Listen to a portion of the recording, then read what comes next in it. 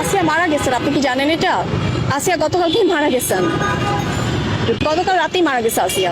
সরকারিভাবে আসে না কেন আসলে এটা আমি বলতে পারবো না, কিন্তু আমরা যে নিউজ জানি আইসিইউতে আছেন, আমরা আসলে এমন ধরনের কথাবার্তা বলছেন। আচ্ছা, এইটা তাহলে আমি এখন এক্সাক্ট জিনিসটা জানি না। আমরা যে নিউজটা জানি সেটা হচ্ছে যে আসিয়া বেঁচে নেই। তো এক্সাক্টটা আসলে তাহলে আমাকে প্রপার ইনফরমেশন নিয়ে যেতে হবে, তাহলে এটা হয়তো আমার জানার ভুল হতে পারে, বাট আমরা যেটা নিউজ জানি যে সে মারা গিয়েছে।